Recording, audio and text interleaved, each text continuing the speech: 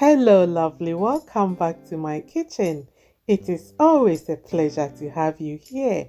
In today's video, I'm going to share with you how you can easily make the softest pita or shawarma bread at home for that perfect wrap, okay? So stay tuned, and if you are new here, I would like to especially welcome you.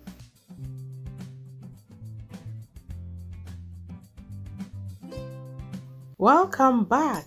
The equivalent of the 2 cups of flour I'm going to use is approximately 10 spoonfuls. I will leave all the ingredients with their measurement in the description box, so please be sure to check it out. That was sugar that I just added, followed by milk powder. Okay, so after this, it will be some baking powder. Then I'm gonna put the yeast on the other side far away from the salt so it does not kill the yeast. And I'm using instant yeast, which does not require any proofing, so it is added straight on. Okay, so after that, I'm going to add in some oil, and then that will be followed by water. And I'm going to go ahead and mix everything together nicely. The good thing is, this does not require too much kneading. All you have to do is to make sure that you bring everything together nicely, into the same texture, and then you are good to go.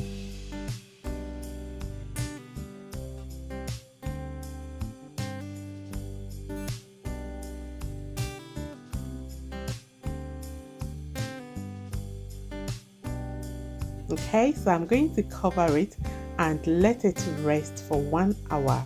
Okay, so just leave it in a warm place. I left mine in the microwave. Okay, so after the 1 hour, our dough is here. It has proofed nicely, so go ahead and punch it so to get rid of any trapped air that might be developing in it. And then again, quickly just knead it in the bowl. It takes like 2 minutes or so. Just knead it in the bowl until it comes together nicely again, and that's it. It is done. We are ready to go. And if you haven't already subscribed to this channel, please kindly do so. And whilst you are at it, please leave a like on the page. Lightly flour your board and divide it into portions. I made 6 out of it.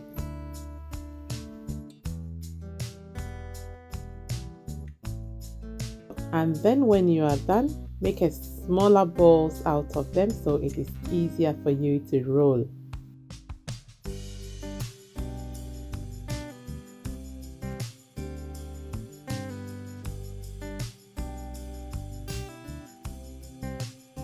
After you are done rolling them into balls, go ahead and flour your surface again, just a little bit, and then we are going to roll this flat. However, if you want a pita bread where you put a filling in the inside, then this is the right size for you. But if you are using it for a wrap, then keep rolling, and this is the perfect thickness that we'll be going for.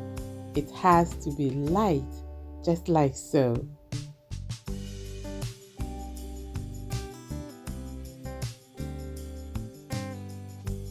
I'm just going to go ahead and roll one more. Then we will head straight to the frying pan.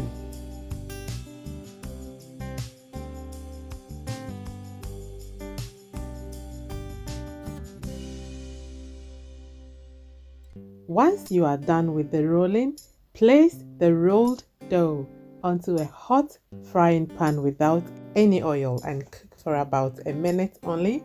You will notice some bubbles on the surface just about after a minute. Cook furthermore until slightly brown but not burnt, and then flip on the other side and cook for another 30 seconds or so. You can continue to flip back and forth until you have your perfect color. If there are kids around, you can ask them to help with the flipping. They will have so much fun doing this. I even flipped the last one without any spatula. Yes, it is soft, nice, so the next time you run out of bread and you can't be bothered to go outside, Just grab some flour and make yourself the perfect pita bread, and your kids will definitely love it. It is so very much delicious. There goes the next one, and here comes even a bigger bubble. And yes, it is flipped. Practice definitely makes perfect, and that fresh smell of bread is going to engulf your kitchen. Yes, lovely. So that is it. It is soft. It can mold easily without any problem whatsoever. It will not break. You can wrap your chicken meat or sausage, egg, or anything you wish in it with your vegetables and have that perfect breakfast, lunch, or even dinner.